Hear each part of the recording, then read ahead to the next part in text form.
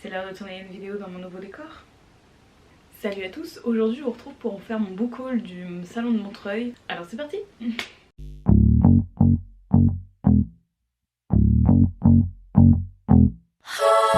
En premier j'ai acheté Rose & Crow de Amélie Sarn et Lise Garçon que j'ai fait dédicacer.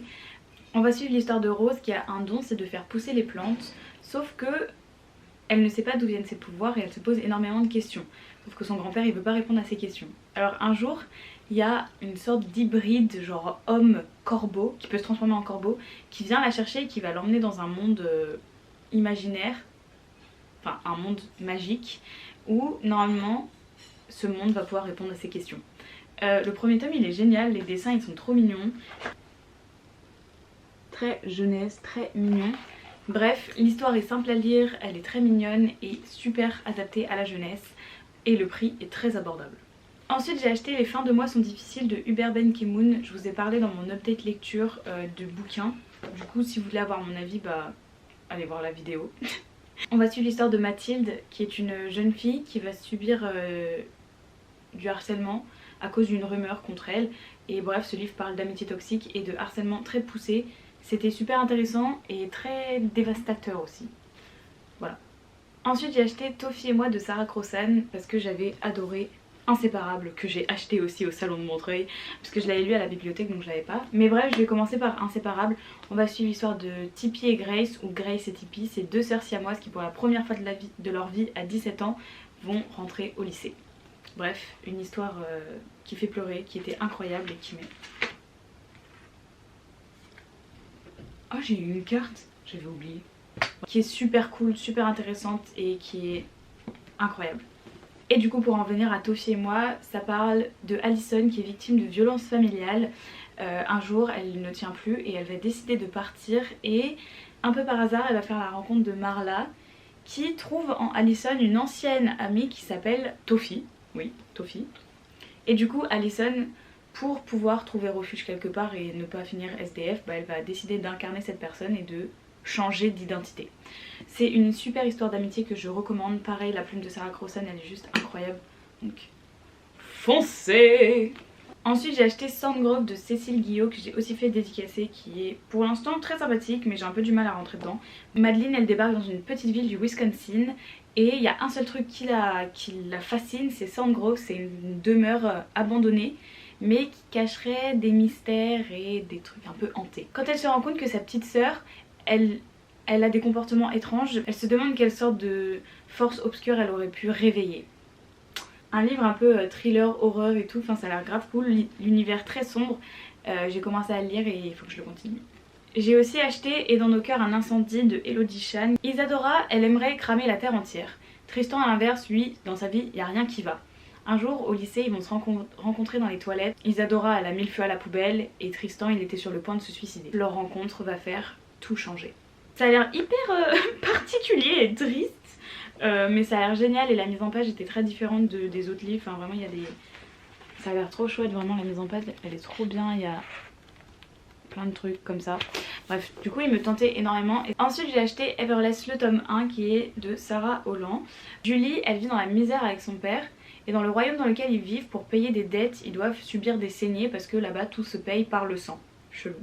Pour éviter que son père se condamne à recevoir une nouvelle saignée et mourir, Julie, elle va décider de devenir domestique pour une demeure très connue, la plus puissante du royaume. Ça se passe à Everless, sauf que Julie, elle ne le savait pas, mais elle a vécu à Everless quand elle était jeune, jusqu'au jour où ils sont partis du jour au lendemain en laissant un mystère, et son père lui a dit que si elle y retournait, elle courait un grave danger. Voilà, la couverture est trop stylée, il a l'air génial et j'ai très hâte de le lire. C'est en 2 tomes, donc Everless et Evermore, et moi j'ai reçu le tome 2 en pensant que c'était le tome 1. Voilà, mais en tout cas ils ont l'air géniaux. Ensuite j'ai acheté La Nuit des Reines de Alex Bell qui me tentait énormément, notamment à cause de la couverture parce qu'elle est juste incroyable et magnifique.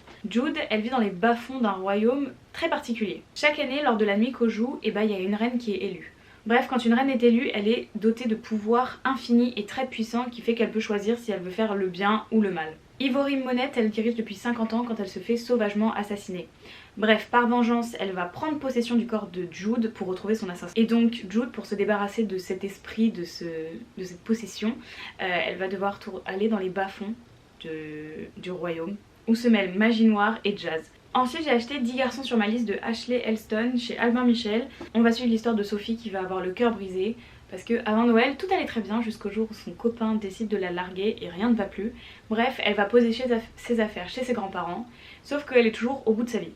Donc ses grands-parents, ils vont trouver une idée, grâce à l'aide de quelqu'un dans leur famille. Pendant 10 jours, elle va avoir droit à un date différent avec un garçon différent que sa famille lui aura trouvé. Un peu des dates à l'aveugle, speed dating, enfin ça a l'air super intéressant, très sympa. Et puis la couverture est trop bien. Et c'est un livre de Noël, donc je voulais absolument en profiter. Donc ça a l'air super chouette. Ensuite j'ai acheté Dans la nuit blanche de Olivier Adam que j'ai fait dédicacer. D'ailleurs je suis trop contente parce que je kiffe cet auteur. J'avais adoré La tête sous l'eau et Les roches rouges. Voilà. Et il est super intéressant. Bref, en tout cas ce livre parle d'un garçon qui s'est fait renverser par un camion et qui va finir dans le coma. Bref, sa vie elle est totalement chamboulée et il a les côtes fêlées, le poignet cassé. Sauf qu'il fait énormément d'activités manuelles avec ses mains. Et donc il ne sait pas s'il pourra reprendre ce genre d'activité, reprendre une vie la vie qu'il avait quoi. Ensuite j'ai acheté La Cité du Ciel de Amy Ewing, qui était l'auteur du Joyau que moi j'ai juste adoré. Donc j'ai hâte de lire. Par contre le résumé il est pas très compréhensible. On va suivre l'histoire d'une fille qui a des pouvoirs magiques grâce à son sang. Ah c'est hyper compliqué. Mais bref nous sommes les céruléennes. Non, les céruléennes. Notre sang est magique. Et ça a l'air hyper compliqué à comprendre ce truc. Ça a l'air chouette. Et de toute façon c'est Amy Ewing donc j'espère que ça a l'air chouette. J'ai aussi acheté Royalty Witches parce que j'avais fait dédicacer Strawberry Moon et Blue Moon et du coup je voulais trop tenter. Et mon ami me l'a fait aussi dédicacer donc je suis trop contente, comme ça j'aurai tous les bouquins de Laia Lopez dédicacés. Mais bref, Royalty Witches, le tome 1 qui est sorti chez Hachette. À Taïka, les trônes ils ne s'héritent pas, ils se gagnent par des jeux. 4 sorcières que tout oppose vont devoir travailler ensemble et collaborer afin de gagner cette couronne. Bref, le chemin pour la victoire il est semé d'embûches et ça va être compliqué d'y accéder. Les illustrations, je veux pas trop vous spoil mais juste Laia Lopez elle a un travail de dingue, vraiment ces illustrations elles sont magnifiques. C'est trop beau, c'est trop mignon, c'est adapté de ouf à la jeunesse et sa plume elle est très simple à lire. Donc j'ai hâte pareil de lire celui-ci parce qu'il a l'air génial. Et enfin parce que les autres je ne les ai pas avec moi ou alors j'ai pas le droit de vous les montrer, mais c'est pas grave. J'ai acheté Aristote et Dante découvrent les secrets de l'univers de Benjamin Alire Saenz, je sais pas comment ça se dit, qui est très connu et comme vous pouvez le voir je l'ai déjà commencé, je l'ai presque fini. On va suivre l'histoire de Harry qui a 15 ans, qui est un gamin un peu en colère dont le frère est en prison. Et à l'inverse t'as Dante qui est très lumineux, très pétillant, très drôle et très souriant. Tous les deux ils ont vraiment rien en commun et pourtant ils vont devenir amis et vivre un été, une année extraordinaire. Bref, ensemble ils vont vouloir découvrir les secrets de l'univers. C'est trop mignon, vraiment c'est un livre adorable. Bizarrement on pourrait penser que c'est ultra philosophique et tout, mais pas du tout. C'est juste des gamins paumés qui essayent de se comprendre, bref ce que beaucoup d'adolescents traversent. Et j'ai trouvé ça super intéressant, la couverture elle est trop mignonne. Ça me fait un énorme bilan de je ne sais combien de livres, mais très grand. J'ai craqué le budget comme on dit. Attendez. Aïe. For the moment I will never not think about you. Never not think about. Ah putain c'est lourd. Voici cet énorme plus 2 livres, 3 livres, plus 3 livres mais que j'ai pas avec moi là. Mais bref, un bilan plutôt conséquent. J'espère que cette vidéo elle vous aura plu. Moi ça m'a fait kiffer comme d'habitude, j'adore les livres. Je vous fais de gros bisous et je vous dis à bientôt pour une nouvelle vidéo. C'est ciao.